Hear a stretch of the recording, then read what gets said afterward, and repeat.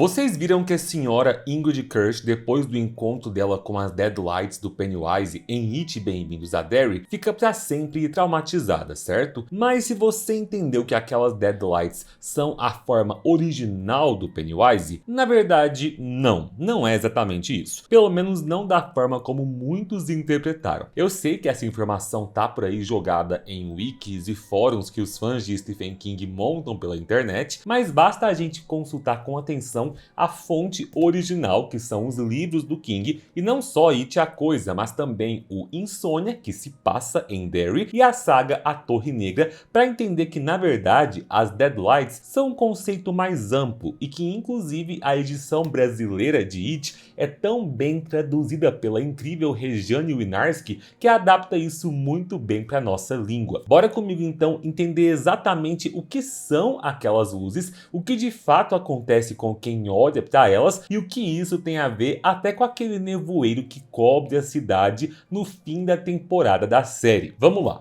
vocês viram que no episódio 7 a Sra. Kirsch ficou com a mente num estado catatônico quando Pennywise abre a boca, mas que depois, no episódio 8, mesmo ficando um tanto debilitada para sempre no sanatório, ela recuperou boa parte da sua consciência e voltou a andar e a falar. Da mesma forma, a série mostrou o Will e todas as outras crianças da Derry High School sendo temporariamente atordoados por essas Deadlights, e os filmes It a Coisa e It Capítulo 2 também já tinham mostrado isso acontecendo com personagens como a Beverly e o Richie. E o motivo pelo qual esses personagens conseguem voltar desse transe é justamente porque eles não estão olhando para a forma original da coisa, e sim apenas tendo um vislumbre do pouco que está vazando através das janelas que são os postigos. Vou explicar. No livro em inglês, essas luzes são chamadas de Deadlights, que na verdade não tem a intenção de significar luzes da morte, como alguns traduzem. É mais como um duplo sentido para indicar que essas Deadlights são uma janela ou uma abertura. Isso porque o King pega um termo técnico do mundo real e transforma num conceito cósmico. Deadlight em inglês é uma peça náutica de verdade.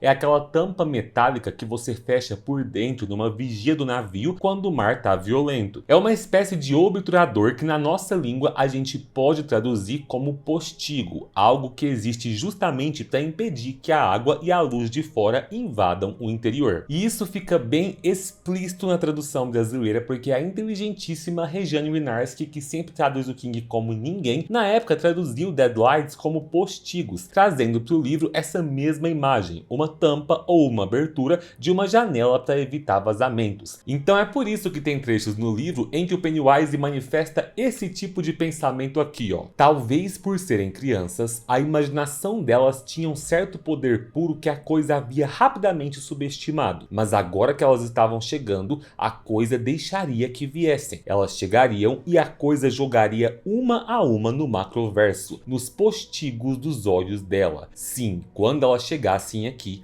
a coisa as jogaria gritando e insanas dentro dos postigos. Aqui a coisa deixa claro que ela sabe que a pior coisa que ela pode fazer com o ser humano é lançá-lo por esses postigos, ou seja, por essas Deadlights, porque isso significa abrir essas janelas e deixar que a mente deles encare a realidade do macroverso, uma realidade que a mente humana não aguenta, que é a camada cósmica de onde ela originalmente veio e onde ela ainda reside, mesmo tendo uma parte física sua na Terra. Por trás dessas Deadlights, ou dentro dessas Deadlights, existe sim uma forma luminosa que é a forma original da própria coisa, mas as Deadlights que os personagens veem aqui na Terra são apenas janelas das quais eles conseguem ter no máximo um vislumbre, uma espiadinha da real forma luminosa da coisa que reside lá no macroverso. Porque se os personagens realmente fossem lançados dos postigos e tivessem contato com a forma real da coisa, a mente deles seria incapaz de retornar, que nem acontece nos filmes e na série. Para alguém conseguir ter esse contato e sobreviver, teria que ser usando o ritual de Tilt, que o Bill usa no livro. É por isso que eu falo que dizer que aquelas Deadlights amarelas ali são a forma original da coisa não é exatamente correto, porque isso faz parecer que a forma original da coisa está aqui na Terra, que ela veio junto com aquele cometa. E isso não é verdade. A forma original não está na Terra, ela continua no macroverso, e aquilo ali que aparece na cena é tipo um vazamento da luz vindo das frestas dessa dessa janela. No livro, por exemplo, nas cenas da batalha final, há trechos em que os personagens olham para a aranha e entendem que aquela forma de aracnídeo que ataca eles no covil é apenas uma tradução suportável para o cérebro deles, e chegam a conseguir ver lampejos de uma luz grandiosa vinda das Deadlights. O Ben, por exemplo, descreve num trecho que ele conseguiu ver alguma coisa atrás da forma, algo que era pior do que uma aranha, porque era uma luz insana, e isso deixa ele impactado. Mas pouquíssimos personagens chegam a ter de fato a sua mente lançada nos postigos, que são a dimensão onde a mente da coisa habita. Isso acontece com o Tom Rogan, o marido abusivo da Beverly, que entra em colapso lá no covil da coisa e não sobrevive para contar a história. Também chega a acontecer com a Audra, a esposa do Bill, que por pouco não ficou catatônica para sempre e só teve a sua consciência resgatada porque o Bill, depois de ter passado pela experiência astral do ritual de Tilt, na qual ele se projetou para o macroverso para enfrentar a forma original da coisa cara a cara, conseguiu usar o resquício da energia benigna do deus Gun para salvar a mente da sua esposa, trazendo ela de volta com uma ação mundana, ilógica e infantil que era um passeio perigoso de bicicleta. Inclusive, olha que massa o trocadilho linguístico que o Stephen King faz nesses termos. O resultado desse contato direto com as Deadlights, pensando então que elas são como tampas das janelas de uma embarcação, é justamente que a vítima tem a sua mente lançada à deriva num oceano sem fim. E saca só o significado que isso dá para a ideia de flutuar. No nível superficial, a frase "vocês vão flutuar comigo" parece só um slogan de um palhaço assassino que vive num esgoto cheio de água por todos os lados, com corpos boiando e balões que flutuam, certo? Só que quando você junta isso com a imagem do postigo, que é uma peça naval, você entende que esse flutuar tem a ver com ser lançado nesse oceano sem margem, num estado de deriva absoluta, boiando nesse mar de caos. Então as Deadlights são a janela para este oceano, e não só uma janela para a essência real da coisa, mas na verdade para toda essa essência maligna da destruição no macroverso. Até porque o Pennywise não é o único vilão do Stephen King com acesso a esses postigos. Aqui no livro Insônia, que também se passa em Derry, onde o vilão Rei Rubro manipula os níveis de realidade, o Rei Rubro também usa as Deadlights. Ele lança elas contra o protagonista Ralph Roberts. O Ralph diz aqui na narração que ele percebeu que se ele olhasse para aquela luminosidade crescente, ele sofreria algo muito pior do que a morte. E aí eu acho interessante que nessa edição da Suma, a tradução é feita pela Leah Wheeler, e aí ela escolhe um termo diferente do que a Regiane usou para traduzir Deadlights, mas que também funciona. Ela traduz Deadlights como claraboias, ou seja, trazendo a ideia de uma abertura da qual vaza luz de um local externo. Inclusive foi aqui do Rei Rubro que os produtores de It Bem-vindos a Derry se inspiraram na hora de criar aquela ideia de que o Pennywise, no momento em que se sentiu livre da constrição dos pilares que o suprimiam em Derry, conseguiu dominar toda a cidade com aquele nevoeiro. A gente sabe pela saga A Torre Negra que o Rei Rubro consegue abrir frestas entre as realidades para lançar os seus inimigos para o vazio da escuridão todas, onde alguns desses inimigos vagam cegos e insanos pela essência das Deadlights. E aí a série tomou essa liberdade poética de que o Pennywise conseguiria meio que aproveitar uma dessas frestas para deixar que a névoa da escuridão todas tomasse conta de Derry, encurralando a cidade, da mesma forma que a gente já viu acontecer lá na cidadezinha de Bridgeton, no conto O Nevoeiro, onde, junto com a névoa lá, vieram diversos monstros do macroverso para causar o caos na cidade. Inclusive, cambada, para você que quer se aventurar nesse multiverso, tanto o conto O Nevoeiro, quanto o livro Insônia, quanto os livros da Torre Negra estão na lista de leitura do nosso projeto A Torre Negra e Além, do Clube do Livro Felipe Barbosa, em parceria com a editora Suma. Eu tô muito feliz que tem bastante gente lendo It a Coisa e acompanhando os meus vídeos, comentando capítulo a capítulo do livro, e você pode aproveitar que It a Coisa é justamente um dos 3 livros de aquecimento lá no nosso mapinha para essa jornada, na qual a gente vai ler juntos nos próximos anos 19 livros do autor que se conectam nesse multiverso. Assim que os vídeos sobre It Bem-vindos a Derry acabarem de sair no canal, eu já vou seguir pro próximo passo, que serão os vídeos destrinchando capítulo por capítulo de A Dança da Morte, que é o nosso passo 1 desse mapa a partir de janeiro. E para quem quiser fazer parte do Clube do Livro, na página inicial do meu canal tem um vídeo salvo que explica exatamente exatamente como funciona a nossa anti-maratona e todos os detalhes para você se tornar um membro do clube, participar das lives de leitura conjunta do grupo no Telegram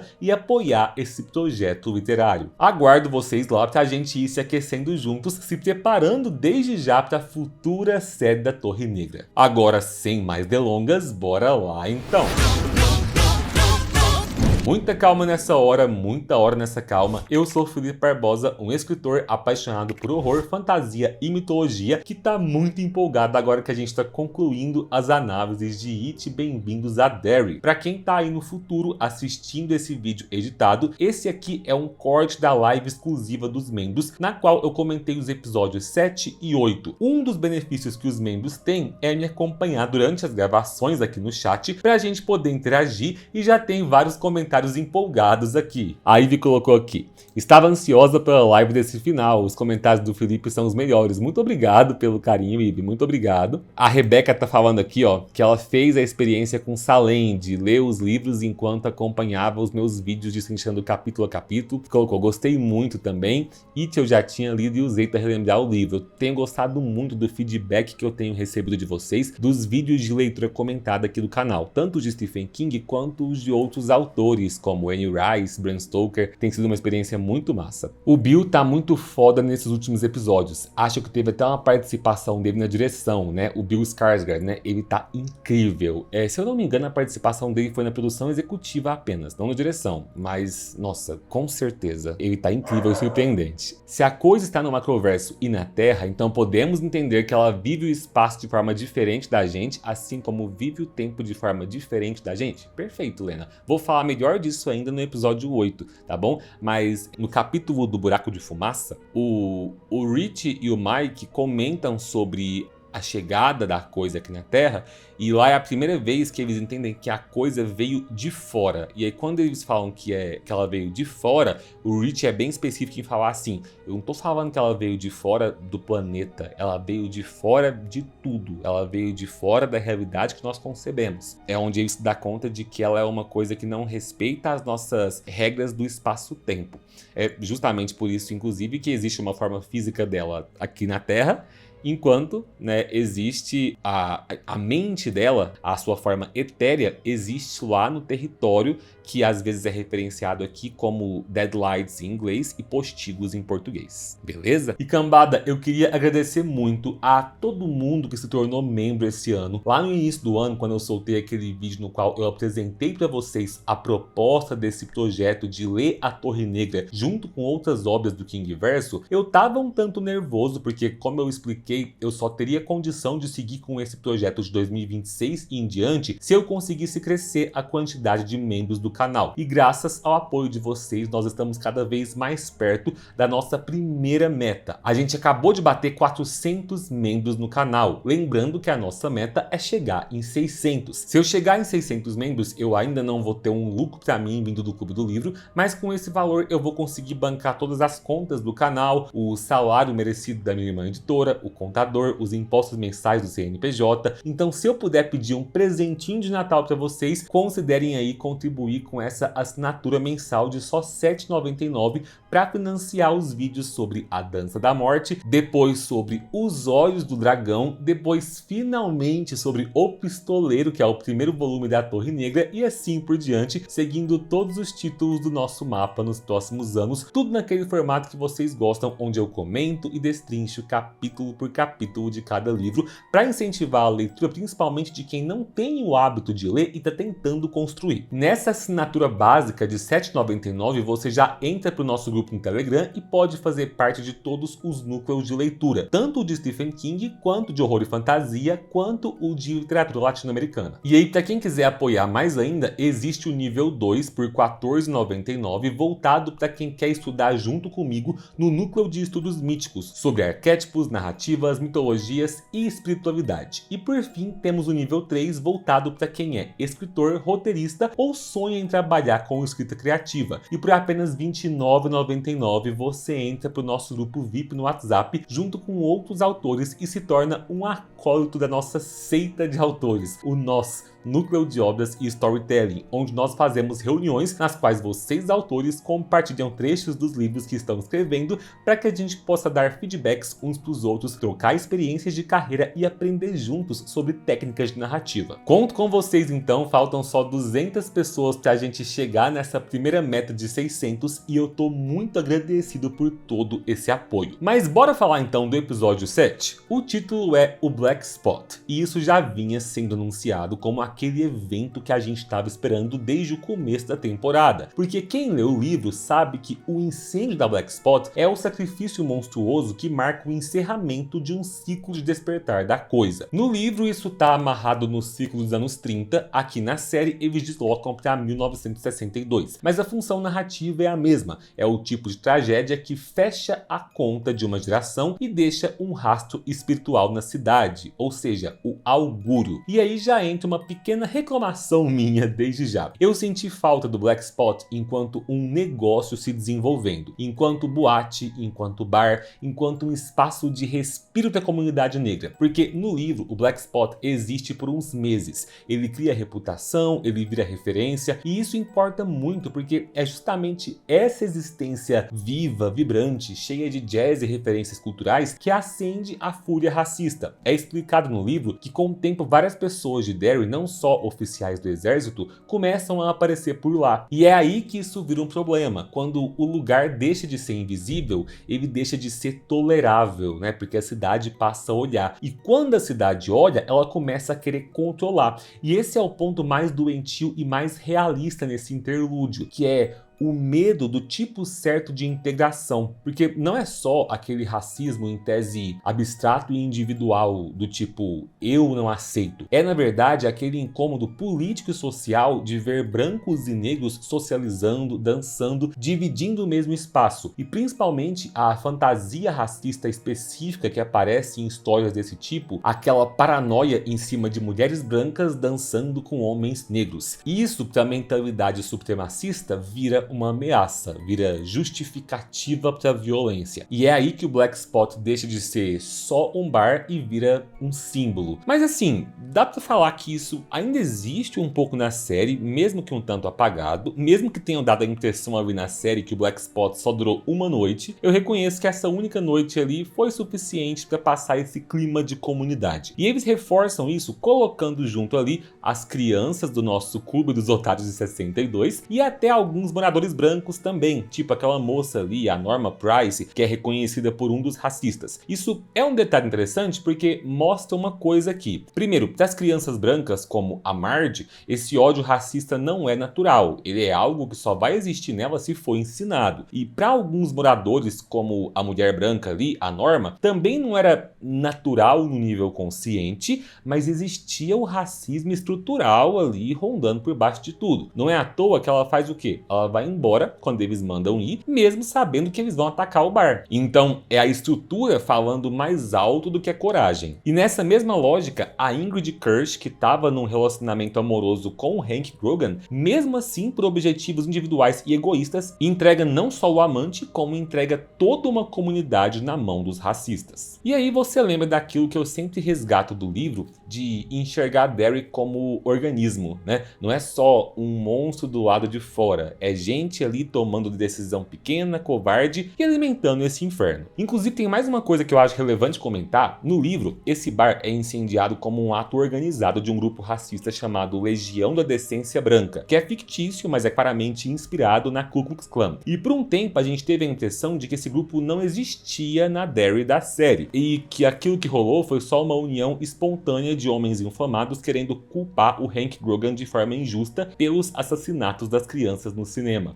Só que aí a série dá uma pista no final, no último episódio, quando a gente vê a placa de Derry e tem ali uma plaquinha justamente da Legião da Decência Branca. Ou seja, a cidade é mesmo podre e o grupo existe sim ali de forma organizada, mesmo que ele tenha ficado escondido da gente ao longo dos acontecimentos da temporada. E aí, possivelmente, muitos ali do ataque são membros dessa seita, principalmente o delegado Clint Bowers, porque a gente sabe que no livro os Bowers têm ligação com esse tipo de organização, e especialmente o Butch Bowers, que é o pai do Henry. Ele aparece como parte desse caldo de violência comunitária que Derry normaliza. Mas já já a gente volta pro Black Spot, porque o episódio faz uma curva antes disso e a gente vai pro flashback de 1908, que é o show do Bob Gray e a origem do Pennywise. Então ali em 1908 nós temos o auge do artista Bob Gray como palhaço, e a série faz uma coisa inteligente aqui, antes de mostrar o monstro eles querem mostrar esse cara, né, e é um cara que as crianças realmente amam. Então a gente vê o Bob ali no palco com aquele figurino cheio de firula, fazendo truques, errando ali de propósito, tropeçando e fazendo as crianças rirem. Ele tá num daqueles carnavais itinerantes e ele é um dos maiores números da noite, e a maquiagem, já além da maquiagem do Pennywise, mas ainda é um rosto humano. Ele usa uma bandagem na testa, ele tem o cabelo castanho ralo escapando ali debaixo da peruca laranja, e eu acho legal reparar nisso porque é um detalhe muito bom de caracterização. Como o Bob usa essa peruca que aumenta visualmente essa testa,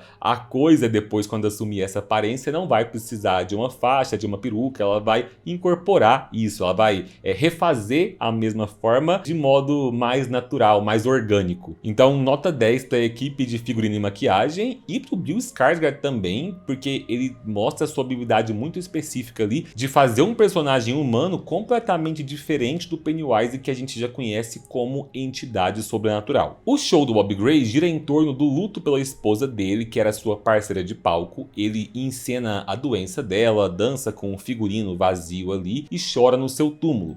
É pesado para as crianças, mas o público tá ali esperando a recompensa final, que é o momento em que ele vira o Pennywise, o palhaço dançarino, e faz o seu passinho característico ali. Aí depois a criançada invade o palco, tenta roubar a peruca dele, e enquanto isso, um garotinho estranho observa tudo ali de longe em silêncio com um olhar intenso. E a gente sabe que esse menino é uma forma da coisa disfarçada. E temos um pequeno easter egg ali também, o Andy Muschietti, que é o diretor e produtor, e que dirigiu esses dois últimos episódios depois de ter dirigido os dois primeiros, aparece ali também como participação especial como um músico fumante. E tem outro easter egg que vocês me mandaram aí nos comentários, falando dos castores que aparecem no número do Pennywise. Alguns de vocês falaram que é uma referência à história de Derry, porque Derry começou como acampamento de caçadores de castor. E aí vocês me perguntaram se isso tá no livro também, mas não, quem já leu deve lembrar que isso é um detalhe da história dos filmes. No It de 2017, o Ben fala aquela frase que Derry começou como um acampamento de caçadores de castores, né, e o Rich até zoa lá que ainda é, mas no livro não. A história de Derry aqui é muito mais ligada à indústria madeireira, com lenhadores, acampamentos de extração de madeira, serrarias, esse universo bruto de uma cidade que cresceu em cima de exploração ambiental. E o livro cita, por exemplo, aquele episódio de 1879, quando uma equipe de lenhadores encontrou os restos de uma outra equipe que tinha passado o inverno presa no acampamento ali, e é por causa dessa cultura de lenhadores, inclusive, que o Paul Bunyan vira uma figura importante no imaginário da cidade. Então, os castores ali no palco podem ser uma representação cultural da história da cidade? Pode, mas é um easter egg dos filmes e não do livro, beleza? Voltando pro flashback, mais tarde no camarim, o Bob se prepara pro show da noite, ajeitando a maquiagem daquele jeito que o monstro mostrou pra Beverly lá em It capítulo 2, aquela postura curvada, com a veia saltada e a voz humana dele. A Ingrid criança aparece fantasiada de palhaça pela primeira vez, ela é a filha dele, né, e os dois vão apresentar agora o Pennywise e Periwinkle Show. E tem esse detalhe emocional importante que Periwinkle era o nome artístico da mãe dela. Então a Ingrid fica mexida, mas ela aceita esse nome com orgulho quando o pai toma essa decisão, e dá pra sentir o amor enorme que ela tem pelo pai. E o Bob ainda solta aquela frase de artista frustrado ali, comentando que ele sente falta das grandes tendas do circo, que aquela feira de carnaval é meio que um downgrade, um degrau abaixo, né? E promete que um dia o circo grande vai voltar a chamar por ele. E eu achei isso ironicamente pesado, porque de um jeito torto, ele vai ser chamado sim, só que não para o circo humano, né? Ele vai ser puxado para o grande espetáculo cósmico do horror para viver para sempre numa forma monstruosa. E isso conversa com aquele ponto que eu já tinha explicado lá no vídeo de análises do episódio 3, se eu não me engano, que a coisa escolhe a forma do palhaço porque ela entende que a cultura do espetáculo é uma linguagem central da mentalidade de Derry e da sociedade norte-americana da época. É a melhor forma dela se conectar com a imaginação, com a curiosidade e com o medo das crianças, tudo ao mesmo tempo. O Bob então diz que ele acredita que a Ingrid vai trazer algo que ninguém nunca viu, e ela responde falando que queria que ele ouvisse como que as crianças falam dele, como que ele faz todo mundo feliz. Só que na sequência o clima muda. O Bob aparece sozinho, fumando e bebendo antes da apresentação, tentando se fortalecer ali. Depois da morte da esposa, ele começou a ficar de saco cheio da vida, tá bebendo e fumando muito mais do que antes. E aí o garoto estranho aparece falando que ele não tá achando os pais dele. O menino tem a voz esquisita, como se ele não estivesse acostumado a falar. O Bob responde que ele também não tem mais os pais, que eles estão mortos. E aí um grito ecoa da floresta e o menino diz sem emoção que é a mãe dele. O Bob, resmungando, decide ajudar. O garoto oferece a mão para ele e os dois somem no escuro. E depois do que aparece é só o resultado, que é o lenço ensanguentado do Bob, e dá pra ver bordadas as iniciais R e G de Robert Gray, que é o nome completo dele. E isso ecoa inclusive um detalhe do livro, que é quando a Beverly volta para sua antiga casa e encontra ali o Pennywise disfarçado, ela vê um baú de cedro com as iniciais RG ali no quarto, que tá ligado à história daquela suposta família do Robert Gray. Enfim, aqui na série, o apresentador do circo ele depois conta pra Ingrid que o Bob provavelmente foi morto, ele acha que foram lobos que rondam a região, e o episódio fecha esse bloco então com a Ingrid desolada, basicamente a última ação do Bob Gray como humano, e a partir daqui a coisa que estava naquele menino assume a aparência do Bob como uma das suas formas, a sua forma predileta a partir daqui. A Tainá colocou: que criança horrível, meu Deus, eu não iria nem arrastada. De fato, aparece uma criança com aquele aspecto ali e fala: minha mãe tá gritando na floresta, vem comigo. Bob Gray devia ser um excelente artista, porque inteligência não era o seu forte, inteligência prática. Tainá também perguntou: Felipe, a Periwinkle existe nos livros? Esse contexto do Bob Gray existe também? Não existe, porém, como é que eu posso dizer? Não existe, porém há espaço no livro para que essa lacuna possa ser preenchida. Eu digo isso porque eu achei que a série It Bem-vindos a Derry soube fazer muito bem uma coisa que Anéis de Poder, a série baseada em Senhor dos Anéis, nos apêndices de Senhor dos Anéis, não soube fazer. Anéis de Poder foi uma série que pegou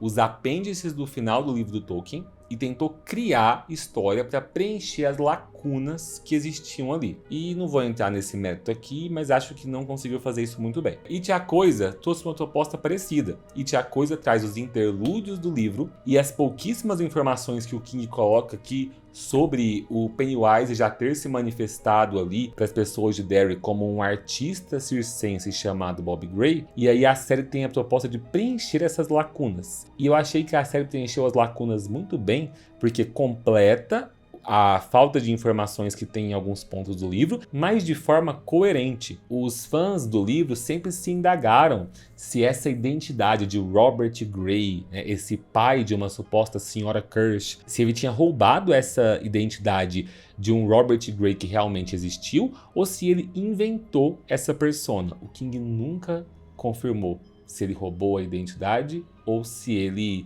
inventou a persona. A série veio e preencheu essa lacuna, dizendo que ele roubou a identidade, e a invenção que a série trouxe para a história fez total sentido. Ana Rosa colocou: boa tarde, Felipe. Boa tarde, Ana. Sou membro nova e estou adorando. Obrigada, Felipe, por abrir esse espaço e me encher de conhecimento desse universo que tanto amo. Beijos. Nossa, Ana, muito obrigado por esse carinho, muito obrigado por você estar aqui e muito obrigado por me ajudar a alcançar a meta que eu estou tentando alcançar com os membros do canal.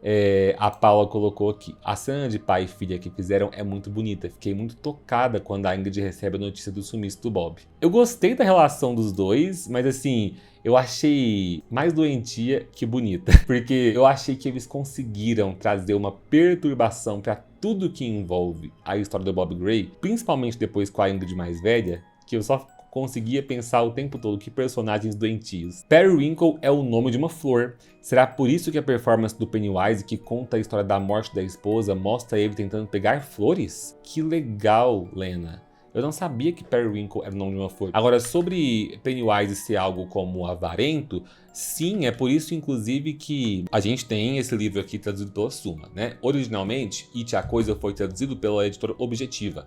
Na editora Objetiva, eles traduziam o nome do Pennywise como parcimonioso. Por quê? Porque penny, que tem a ideia de centavo, né, de dinheiro trocado em inglês, e o wise é sábio. Aí o tradutor na época pensou, alguém que sabe lidar bem com o dinheiro, vou colocar parcimonioso. Pra quem tiver a edição antiga de It, vai ver lá, ele não chama Pennywise na versão em português, ele chama parcimonioso. Agora deixa eu pesquisar aqui, fiquei curioso. Periwinkle, flor, é considerada uma erva daninha invasora na maioria dos estados. Temos aqui ela na América do Norte, temos ela no estado do Maine. Legal, legal. Então é isso aí, ficamos com essa informação.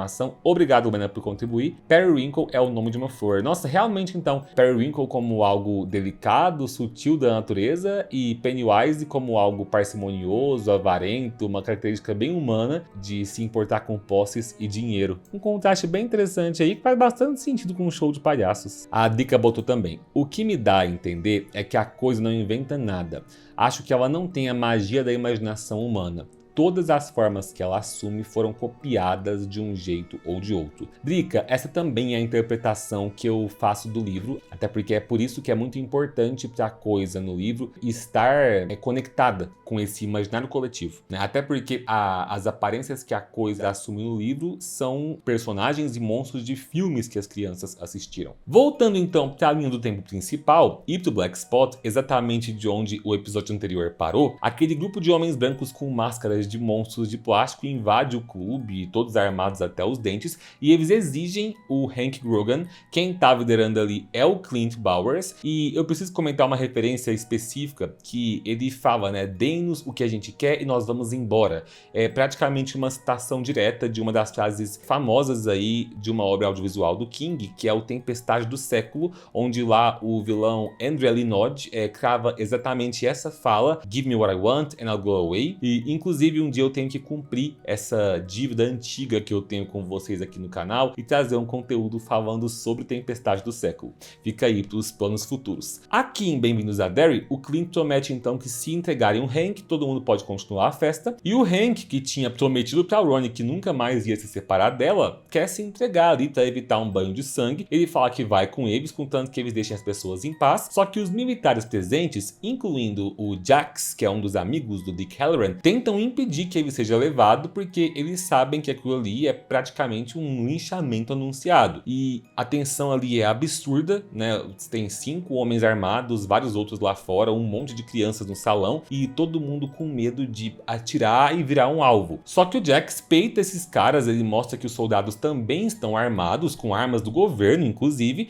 e aí o Clint finge recuar, manda os homens abaixarem as armas, só que em segundos ali depois, né, eles saem, trancam a porta com corrente, cortam a energia, e aí o episódio entra num plano sequência de puro desespero. Começam a chover tiros e coquetéis molotov para dentro do Black Spot. Os soldados tentam revidar pelas janelas, mas acabam sendo abatidos. E aí mulheres desarmadas caem no chão, as crianças começam a gritar. É tudo muito brutal, sem respiro, e a câmera vai seguindo o caos aí por vários minutos. O Hank tenta proteger as crianças dentro daquela chuva de fogo. E aí entra um detalhe que o Dick já tinha apontado no episódio anterior: o piso podre do Black Spot. Ele tinha mandado consertarem a área do freezer que estava vazando, e agora esse mesmo defeito ali vira uma solução. Ele abre uma rota de fuga improvisada pelo chão, que é um alçapão, para os poucos que vão conseguir sair vivos. E no meio disso, a iluminação do Dick puxa ele para as visões. Ele vê a Sesk, que é a antiga líder indígena, e ele tenta falar com ela enquanto o ambiente está virando um inferno. Ele sabe que se responder aos fantasmas, eles não param mais de falar, só que mesmo assim ele chama por ajuda para salvar as crianças. Com o Black Spot pegando fogo, o Pennywise finalmente entra em cena na forma de palhaço que a gente conhece, e aqui a série faz uma escolha diferente do livro, porque no livro, durante o massacre, como a coisa não interfere diretamente, ela fica mais ali perto influenciando, ela só surge como um pássaro gigante com balões do lado de fora,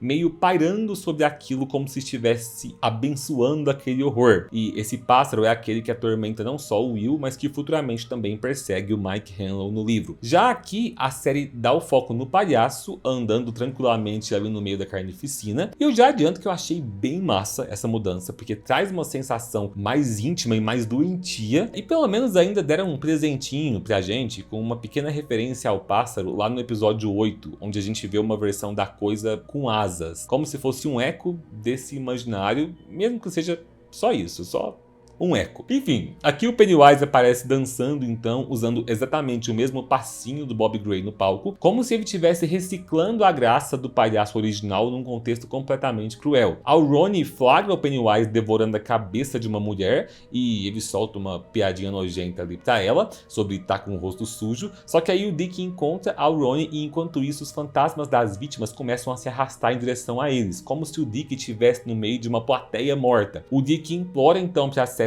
ajudar a encontrar as crianças e com a ajuda dela ele consegue tirar o Hank, a Ronnie e o Will de lá de dentro. E eu gostei muito de como isso foi adaptado, porque esse é um dos pontos do livro que eu queria que eles mantivessem mesmo. No livro, o pai do Mike conta que as pessoas que sobreviveram daquele incêndio só conseguiram sair porque o Dick Hallorann, com a iluminação dele, sabia para onde ir e como encontrar uma saída no caos. Então a série reduz a quantidade de gente ali, é claro, mas preserva pelo menos o essencial. É o Dick que salva a galera. Só que, porém, entretanto, todavia, infelizmente, para nossa tristeza geral, a Marge e o Rich precisam se virar sozinhos. O teto começa a desabar, o fogo se espalha e eles encontram a geladeira virada ali. O Rich finge que é uma chance de salvação para os dois, ele convence a Marge a entrar, mas quando ele tá lá dentro, ela percebe que não tem espaço para os dois. Sim, nós tivemos algo meio Titanic com Rose e Jack aqui, porque eu acho que se eles tivessem se abraçado e feito uma forcinha, dava para enfiar os dois ali, mas não rolou. E convenhamos que o sacrifício foi emocionante. A Marge se desespera,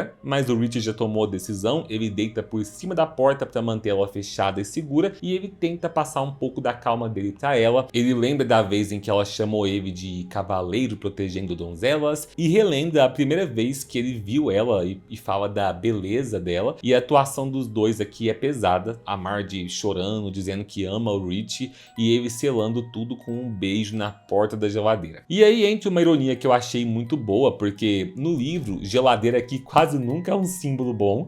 Geladeira aqui em It a Coisa é lugar de horror, né? Porque a gente tem a cabeça do Stan morto saindo de uma geladeira na biblioteca lá pros losers adultos. A gente tem o jovem psicopata Patrick Hockstetter usando uma geladeira no lixão para torturar animais antes dele próprio ser arruinado ali pelas sanguessugas assassinas que saem de lá de dentro. Só que aqui na série eles subvertem isso. A geladeira vira esse escudo de proteção que esse cavaleiro usa para salvar a sua pirata. E cara, como esse personagem conquistou o nosso coração. Faz todo sentido que futuramente a Marge homenageie ele passando o nome dele pro seu futuro filho, que vai ser o nosso querido Rich Tozier. Vocês estão todos aí chorando junto comigo. Nossa, a Sabrina falou que essa cena acabou com ela. Vicente disse, foi nessa parte que eu morri junto. Eu fiquei pensando que a coragem do Rich ao enfrentar a morte e as cenas dele no capítulo 8 se conectam bem com o fato da família dele ser de uma religião espiritualista. Santeria, com certeza, Lena, faz todo o sentido. Inclusive, porque o Rich era quem tinha trazido em episódios anteriores aí essa noção de, às vezes, você buscar auxílio espiritual, né, buscar auxílio em ancestrais. Ele trouxe de uma forma um tanto deturpada na visão infantil dele, mas trouxe. O Victor colocou uma das melhores construções para uma morte em uma série. O ator super carismático, uma relação entre as crianças que nos conquistou nos últimos episódios e um sacrifício no final. Com certeza, com certeza. E sim, Ana, nesse momento acho que todos sofremos um pouco, pois nos apaixonamos de alguma maneira pelo Rich. Continuando então, cambada. Continuando aqui para encerrar o episódio 7, do lado de fora, o inferno já tá armado ali, e a série faz questão de mostrar uma coisa que é bem desconfortável, mas é muito real quando a gente fala de violência coletiva. Os caras brancos que começaram o incêndio ficam ali fora assistindo o Black Spot arder como se fosse um espetáculo. Entre eles, inclusive, tá o pai da Suzy e do Phil, e eles só vão embora quando eles sentem que eles já viram sofrimento suficiente. E tem um detalhe cruel ali, porque deixa claro que para aquele grupo o objetivo nunca foi prender um culpado nem fazer justiça. O objetivo era ver a dor do outro. E aí tem um deles, que é o açougueiro Stanley Kirsch, que acaba ficando pra trás, porque o carro dele não liga. A série deixa no ar aquela dúvida, será que foi a esposa que sabotou o carro dele? Porque foi a esposa quem deu a dica anônima que colocou o plano do massacre em andamento. Então assim, dentro de casa, dentro dos casamentos, também existe esse jogo de poder e de vingança que Derry adora cultivar. Mas é justamente aqui que a Ingrid Kirsch aparece de novo, só que agora completamente montada como Periwinkle, com a peruca pontuda, roupa de palhaça, maquiagem branca, o coraçãozinho desenhado no nariz. E a sensação é que ela tá se apresentando pro mundo como se ela finalmente estivesse assumindo quem ela é de verdade. Só que o Stanley reage do jeito previsível, né? Ele manda ela voltar pra casa ameaçando agressão, tentando controlar a esposa que ele acha que ele conhece. Só que antes que ele possa fazer qualquer coisa, o Pennywise surge carregando um cutelo gigantesco, e aí vem uma morte totalmente gráfica, e é talvez a primeira vez em que a gente celebra o Pennywise matando alguém, porque ele agarra ali o pouco de cabelo que sobrou na cabeça do Stanley e corta o crânio dele ao meio e morde diretamente o cérebro. É grotesco, é inventivo e é o tipo de coisa que a série tá usando para deixar muito claro o quanto que esse Pennywise é mais físico, é mais exagerado, é mais brutal. E a Ingrid assiste aquilo em estado de choque, tentando conciliar duas imagens que não deveriam caber na mesma frase para ela: a criatura que tá se empanturrando ali e a figura do pai que ela amava. Ela diz que ela sabia que ele não ia resistir a um banquete de sangue, né, de dor e de medo daquela magnitude, que ele iria voltar pra dizer que ela tinha sido uma boa menina. E aí o Pennywise repete a cena de 1908, ele manda ela fazer a reverência do número, aquela pequena coreografia, o toque na buzina. Ela obedece e os dois se abraçam. Tem um detalhe importante aqui, que ele baba no ombro dela, mas não ataca, o que importa muito, porque a criatura percebe que a Ingrid enxerga ele como se ele fosse de fato Bob Gray, e isso vira uma oportunidade. Então ele gosta de repetir as frases do pai dela, de brincar com esse papel de papai dançarino, ele gosta de performar esse afeto deturpado. E é só que ele fala que ela foi muito boa e que agora ele vai dormir. E a Ingrid entra em desespero. Ela pede para ele não abandonar ela. E é nesse movimento lento do rosto ensanguentado dele que finalmente cai a ficha que aquele ali não é o pai dela. O que é muito perverso, né? O Pennywise pôde matar uma galera, matar o açougueiro ali, comer a cabeça dele, mas a Ingrid só percebeu que tinha alguma coisa errada quando ele mostrou que ele ia ser um pai ausente de novo. Então, é a série esfregando o trauma familiar na nossa cara, um tipo de comentário que conversa muito com o que Bem-vindos a Derry vem martelando, de que o horror em Derry não é só o monstro lá fora, é o abandono, a negligência, a família quebrada. E aí o Pennywise, ele se apresenta ali como Pennywise, o papai dançarino. Ele revela que ele comeu o Bob Gray, que o Bob Gray vive dentro dele. E para reforçar essa ideia de que o Bob só virou uma memória reciclada, ele abre a sua cabeça e mostra os postigos ali, os deadlights, levando a Ingrid para flutuar. Eu acho essa aparição aqui bem tensa, não só pela violência em si, mas pelo contexto, porque acontece no meio de um massacre racista e ele tá usando os traumas da Ingrid como um brinquedo. E aí vale lembrar que dá sim para interpretar que o Pennywise se alimenta das suas vítimas de forma literal, mas também absorve alguma coisa delas, dialogando ali com os seus medos, os seus traumas e as memórias que ele recicla para reaproveitar. Então, de certa forma, ele tá reunindo o pai e a filha de novo, mas de um jeito bem deturpado. E aí eu aproveito para responder uma dúvida que alguns de vocês me mandaram, né, em alguns comentários aí, perguntando se o Pennywise rouba a alma das vítimas que ele mata. E não é exatamente isso. O livro não trabalha essa ideia de sugar almas num sentido religioso, clássico, tradicional, como se fosse um demônio fazendo colheita de espírito. O que o livro trabalha é muito mais aquela ideia de predador psicológico. A coisa se alimenta da imaginação e do medo, e ela caça numa ordem meio cruel, mas que é bem clara. Primeiro ela pega a sua imaginação, depois ela pega a sua mente e depois ela pega o seu corpo. Então o alimento principal não é um espírito no sentido tradicional, é o gosto psicológico da mente da pessoa se quebrando. É o quebrar da consciência humana quando ela é jogada por esses postigos, que são as Deadlights, como eu já expliquei na introdução. Então as Deadlights são uma espécie de claraboia, uma janela, um vislumbre daquele lugar do macroverso onde a verdadeira forma da coisa ainda habita, e é como se por um segundo o cérebro humano fosse tomado por uma luz que não foi feita para caber na nossa percepção. Isso ainda tem um diálogo maior com as forças do acaso e do desígnio, que regem esse macroverso, que são centrais para a saga Torre Negra e que são explicadas no livro Insônia. As forças do acaso se alimentam dessa energia quando a mente das pessoas é quebrada. As mentes destruídas pelo macroverso ajudam a implementar a energia do caos. E do outro lado, as forças do desígnio ajudam as mentes humanas a encontrarem ordem. Eu vou comentar melhor isso com vocês já já na análise do episódio 8, quando eu falar do Dick Hallorann usando a erva chamada Maturin para se alinhar com a energia de Maturin, que é uma das guardiãs do macroverso. Mas enfim, indo pro dia seguinte, as chamas já apagaram, mas o estrago fica. Um bombeiro tira a Marge viva de dentro da geladeira, mas deixa ela de lado pra ir cuidar de outra coisa. A menina fica ali com o corpo do Rich, a Ronnie e o Will chegam logo depois e os três choram a morte dele, então a série dá um tempinho ali pro luto dessas crianças. Tem até uma cena bem forte dos militares levando o corpo do Rich e a Marge ajudando a esconder a mão dele debaixo do lençol. Só que ao mesmo tempo a série quase não mostra a dor específica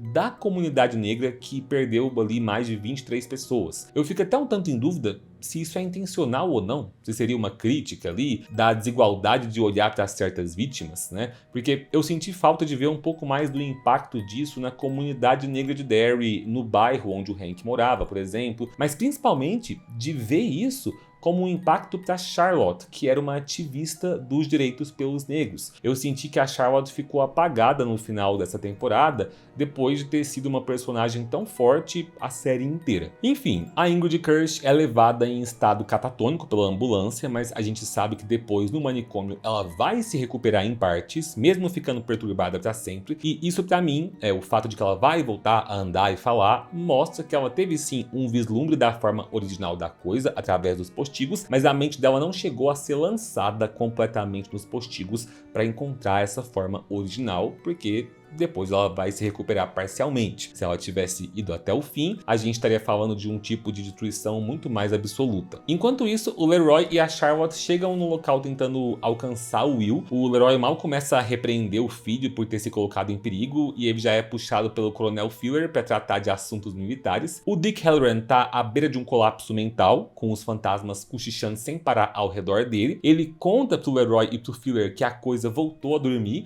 mas que a fantasma líder dos antigos nativos, que é a Sesque, ainda pode indicar a localização de um dos pilares que prendem um monstro. E aí então uma parte nojenta do episódio, que é o apagamento histórico ao vivo, porque a rádio local entra em cena para fazer o trabalho sujo de apagar a verdade. Então o locutor da rádio repete a versão oficial de que o incêndio foi causado por um curto-circuito em um bar ilegal de negros, e o discurso dele ainda coloca as vítimas como culpadas e transforma o Stanley Kirsch, que é o açougueiro escroto, em um mártir, dizendo que ele morreu tentando ajudar os feridos. Ou seja, é o revisionismo em tempo real, enquanto o povo ainda tá tirando corpos de dentro do lugar. A Charlotte planta as roupas do Hank nos destroços ali para forjar a morte dele, porque ela sabe que se ele for visto vivo, ele vira alvo imediato. E no meio disso a gente fica sabendo que 17 oficiais morreram, mas alguns civis. A Charlotte em prantos não entende como que o marido dela consegue se manter calmo diante de tantas mortes, inclusive de gente que o filho deles viu de perto, e ele responde que assim que essa missão acabar, eles vão juntar a família e vão embora de Derry, porque a pior parte ficou para trás. Mas a gente, como leitor de King, sabe que isso é uma esperança bem frágil. Na reunião então da tribo dos filhos de Maturin, a Rose explica que o augúrio passou, que o ciclo de alimentação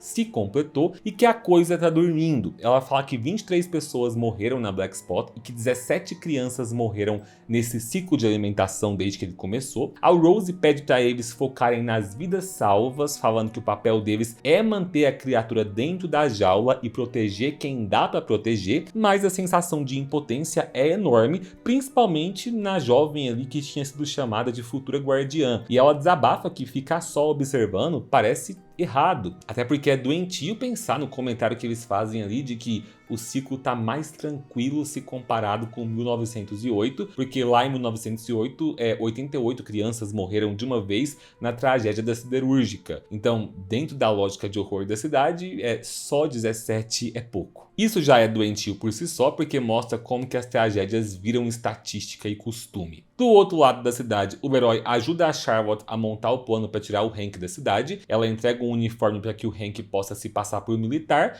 e manda os dois irem para a casa da família na cidade. O Will pede para ir com a Ronnie e a Marge contar para a Liv sobre a morte do Richie, mas a mãe corta essa ideia porque ela fala que seja com a coisa acordada ou hibernando, ele tem que ficar dentro de casa, apontando uma coisa óbvia ali que quase ninguém fala em voz alta, que não foi a coisa que ateou fogo no Black Spot, foi a própria cidade. Ou seja, Derry é o verdadeiro monstro. Aí então a Lily aparece destruída, sentada na cama com um punhal mágico ali na mão, encarando nada. A Ronnie e a Marge chegam para dar a notícia sobre o Richie e depois as três vão até o quartinho dele, lá no interior do clube da Torre d'Água, para guardar os pertences. E essas atrizes continuam entregando pra mim algumas das atuações mais fortes da temporada. A Marge se emociona achando um aviãozinho dele e lembrando que ele nunca conseguiu fazer um dos aviãozinhos pousar na rua principal. Então é um detalhe pequeno, mas é esse tipo de detalhe que dá verdade pro luto, porque inclusive fica aqui a dica para quem é escritor ou roteirista: mostrar o luto numa história não é só fazer personagem chorar,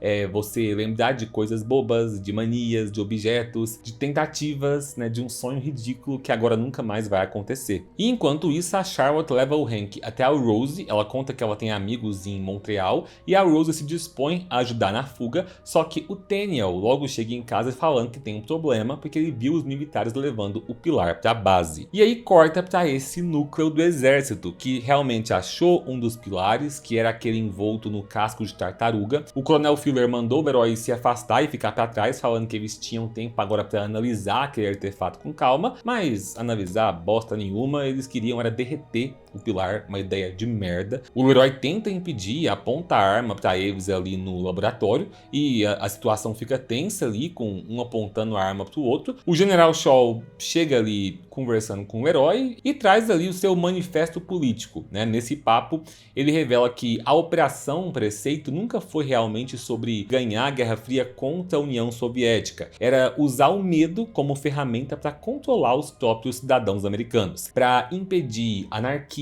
movimento de direitos civis, movimentos feministas, protestos antinucleares. Então, na cabeça dele, o medo é um anestésico que mantém as pessoas quietas. E ele usa Derry como exemplo, falando ali que depois do massacre da Black Spot, não teve saque, não teve protesto, não teve revolta nas ruas, só tem ali uma cidade tensa, silenciosa e anestesiada. E a mensagem é clara: eles querem transformar o fenômeno da coisa numa arma psicológica em escala nacional. E aqui eu quero voltar num comentário que eu já iniciei nos últimos vídeos, porque 1962 não é um ano qualquer para os Estados Unidos. É o auge daquela ansiedade coletiva de que o mundo pode acabar amanhã. Em outubro de 62 ia acontecer a crise dos mísseis de Cuba, que é geralmente considerada o momento em que Estados Unidos e União Soviética chegaram mais perto de um confronto nuclear direto. Então o medo não era algo abstrato, era algo cotidiano.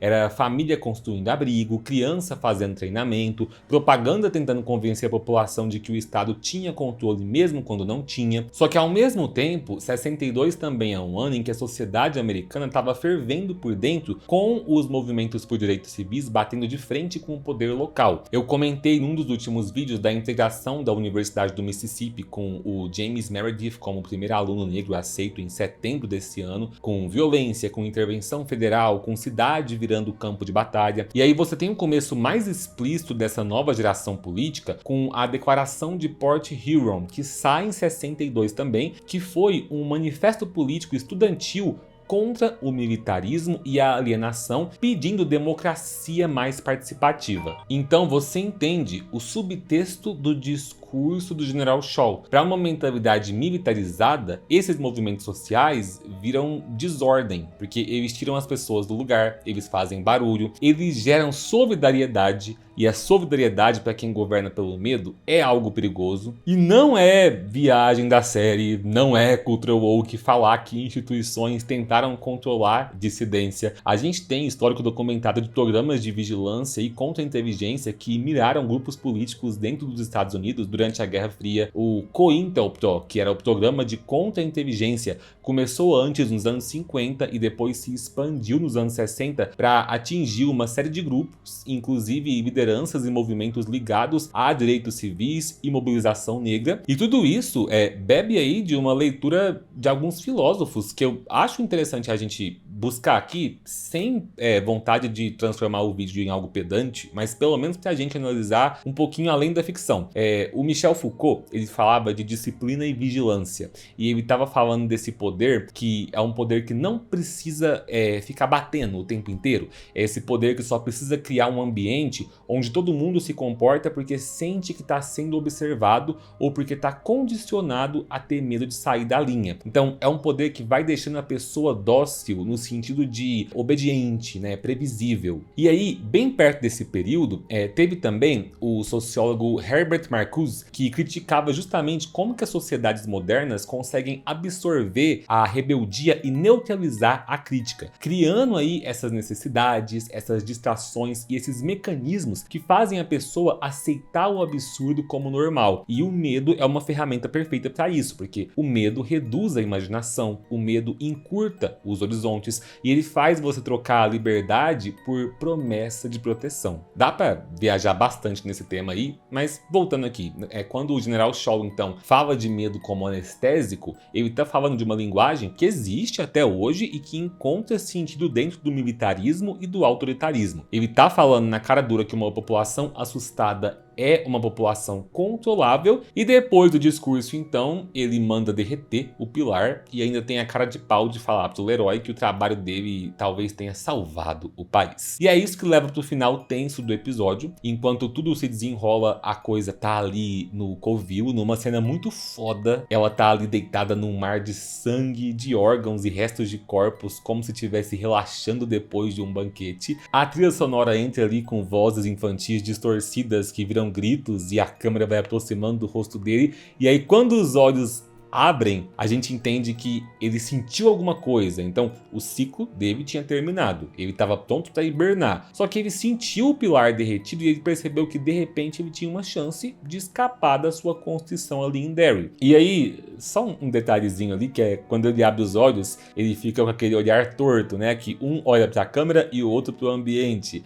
E como a gente já sabe desde os filmes de It a Coisa, isso não é CGI, o próprio Bill Skarsgård usa essa habilidade natural aí de colocar cada olho para um lado, que nem ele faz lá na cena com o George. E lá na base onde o Will tá instalado, o telefone toca, a coisa entra em contato com ele, se passando primeiro pela Ronnie, né? No começo o Will acha que é a Ronnie, mas ele vai percebendo que tem uns detalhes grotescos na voz, e aí ela começa a falar que consegue sentir o cheiro do corpinho quebrado do Rich. Então o Will fica puto, né? Ele tenta se afirmar ali, só que quando ele se vira, o Pennywise está dentro da casa ensanguentado e vai abrir a boca ali para mostrar as luzes das deadlights, né? Para deixar o garoto preso naquele transe dos postigos, puxando aí pro episódio 8. Então deixa eu só ler aqui mais alguns dos comentários de vocês para encerrar. A Tainá: que ódio desse arco dos militares, tem tanto conhecimento sobre a coisa e tem uma ideia tão burra assim. É assim, né, Tainá, o que eu posso dizer? Eu não vou entrar no mérito aqui de falar de semelhanças com realidade. Vamos preservar.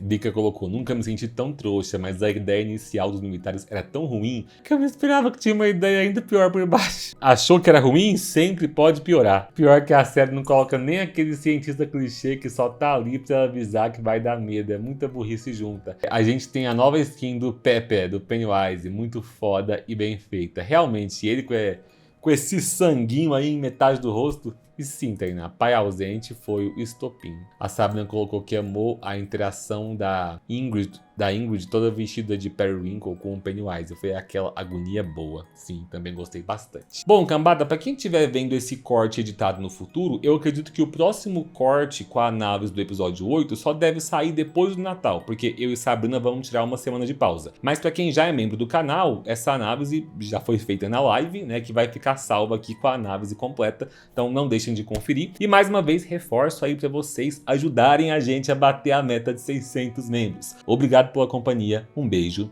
e tchau!